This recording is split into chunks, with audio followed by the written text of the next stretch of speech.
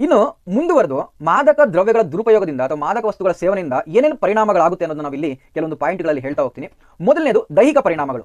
ಏನಾಗುತ್ತೆ ದೈಹಿಕ ಪರಿಣಾಮಗಳು ಅಂತಂದ್ರೆ, ಮಾದಕ ದ್ರವ್ಯಗಳ ಸೇವನೆಯಿಂದ ದೇಹದ ಮೇಲೆ ತೀವ್ರ ಹಾನಿ ಉಂಟಾಗುತ್ತದೆ. ಉದಾಹರಣೆಗೆ ಹೆರಾಯಿನ್ ಬಳಸೋದ್ರಿಂದ ತೀವ್ರ ಉಸಿರಾಟದ ಸಮಸ್ಯೆಗಳು, ತ್ವರಿತ ಹೃದಯ ಬಡಿತ ಮತ್ತು ಸೋಂಕುಗಳು ಸಂಭವಿಸುವುದು ಹೆಚ್ಚಾಗಿದೆ. ಮಾಫಿನ್ ಆಗುತ್ತೆ ಈ ಒಂದು ಮಾದಕ ದ್ರವ್ಯಗಳ ಸೇವನೆಯಿಂದ ಅಂತ ನೋಡ್ತಾ ಹೋದಾಗ, ಮಾದಕ ವಸ್ತುಗಳ ಸೇವನೆಯಿಂದ ಮಾನಸಿಕ ಆರೋಗ್ಯದ ಮೇಲೆ ಬಹಳ ದೊಡ್ಡ ಪರಿಣಾಮವನ್ನು ಬೀರುತ್ತದೆ.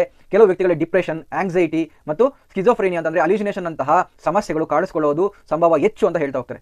2020 ವಿಶ್ವಾದ್ಯಂತ ಸುಮಾರು 275 ಮಿಲಿಯನ್ ಜನರು ಮಾದಕ ದ್ರವ್ಯಗಳ ದುರುಪಯೋಗಕ್ಕೆ ಒಳಗಾಗಿದ್ರು ಅಂತ, ಒಳಗಾಗೋದ್ರಿಂದ ಅವರ ಮಾನಸಿಕ ಆರೋಗ್ಯದಲ್ಲಿ ಸಮಸ್ಯೆ ಉಂಟಾಗಿತ್ತು ಅಂತ ಇಲ್ಲಿ ವರದಿ ಹೇಳುತ್ತೆ. ಇನ್ನ ಮೂರನೇದಾಗಿ ಸಾಮಾಜಿಕ ಪರಿಣಾಮಗಳು ಏನಾಗುತ್ತೆ ಅಂತ ನೋಡ್ತಾ ಹೋದಾಗ, ಮಾದಕ ದ್ರವ್ಯಗಳ ದುರುಪಯೋಗದಿಂದ ಕುಟುಂಬ ಆಗಿರ್ಬೋದು, ಸ್ನೇಹಿತರಾಗಿರ್ಬೋದು, ಸಮುದಾಯದ ಮೇಲೆ ಬಹಳ ಕೆಟ್ಟ ಪರಿಣಾಮವನ್ನು ಇದು ಉಂಟು ಮಾಡುತ್ತದೆ.